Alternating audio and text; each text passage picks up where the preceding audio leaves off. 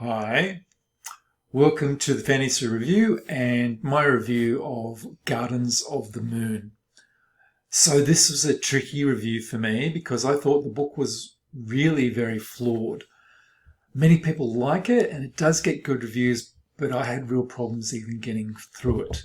So firstly, why am I reading this? Well, it was recommended to me by my friend. But I had asked myself many times that question through the blurry miasma of the boredom of certain sections of it. Why am I reading this? Why?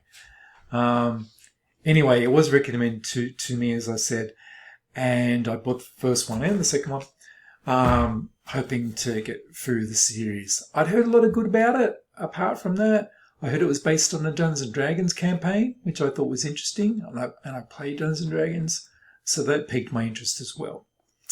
So, a little bit about the author.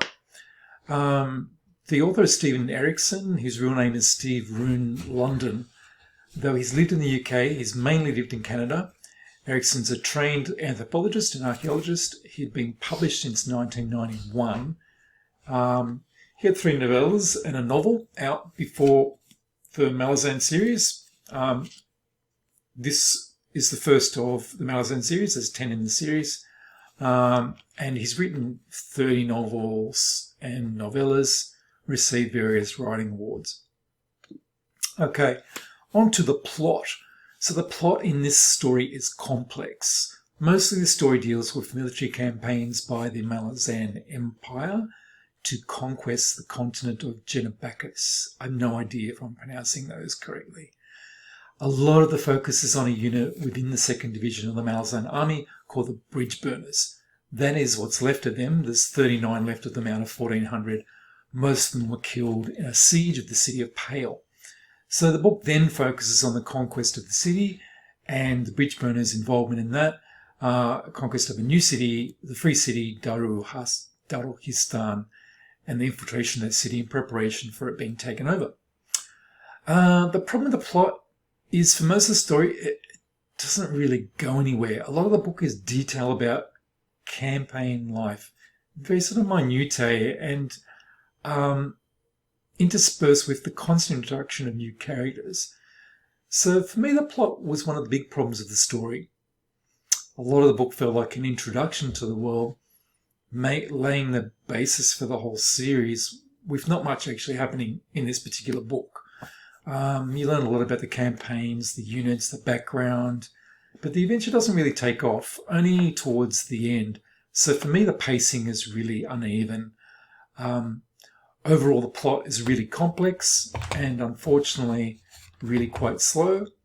I put the book down multiple times and it took me months to push through it. I actually stopped reading it at one point and I didn't think I was going to go back to it, but I did to finish it off. Now the characters, there's a few characters I could talk about. Some of the main ones, Kalam Mekar is an assassin. He's appointed as a guide to the Bridge Burners. Quick Ben is a male mage, one of the main mages of the story. Whiskey Jack, probably my favourite character. He's a commander of the 9th squad. He's a war veteran, so a tough older leader type character. And Sorry is a female assassin, also a member of the Bridge Burners. I could go on about the characters. I could go on for a long time because there are so many of them.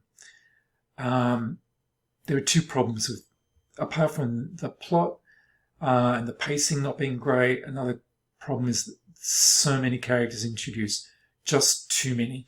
There must be about 60 characters introduced in the story, constantly being introduced. I feel like I needed a spreadsheet with the characters' names on them so I could keep track of what was going on.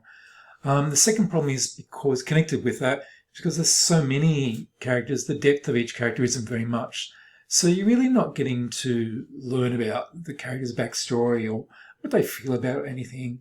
You really get a sort of superficial gloss over of the characters because there's really so many.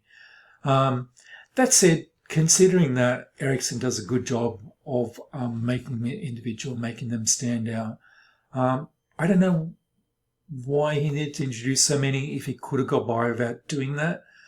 It does make the scale seem epic with so many of them, and it reminded me of the TV show The Wire, which has masses and masses of characters, and that works quite well in that. But I would have preferred if he introduced less and you spend more time with a lesser number of them. Maybe had some of the roles combined so there was less characters, or maybe if some of them were introduced, in the second or the third book, instead of all of them being introduced in the first one. So onto the world building. World building is great. Erikson had been a long time D&D person and built this big Dungeons and Dragons campaign that was created with himself and his collaborator Ian C. Esselman, who's also an author. And that's why it's so detailed, because the detail being built up through, I assume hundreds of hours of D&D sessions. And the backstory of the world building is that it was also built upon in order to be a movie, and the story was outlined for a movie, but the movie producers decided it couldn't be made because it was just too huge, too complex.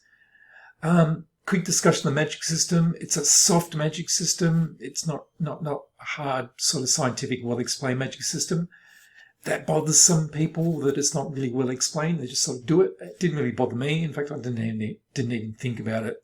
I thought it was good that they didn't waste too much time going on about that. But that can be an individual people's preference, because some people really like a detailed, well-explained magic system like you get in some books. Now, the good, the bad, and a bit of a summary. The good, I found it was very original. I find all the cultures and the discussions of the names and those sorts of things were quite original. The cultures were great. It didn't really remind me of any other book I could think of. It's not like Tolkien. Lots of interesting different races.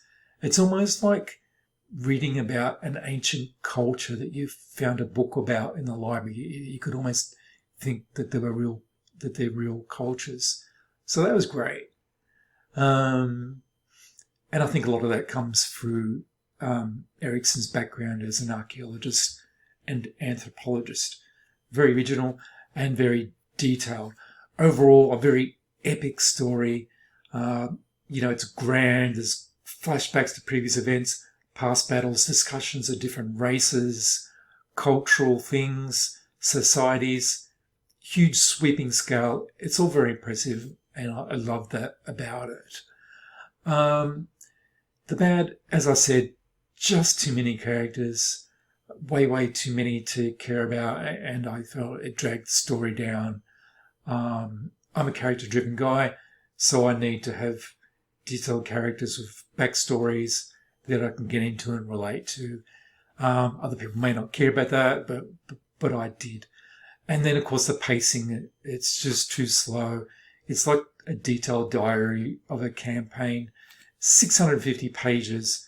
The pacing is just too slow, I think. The middle section of the book is just tedium and almost put me into a coma. The story developments happen towards the end, and they really, I think, should have been spread out through most of it a bit more evenly.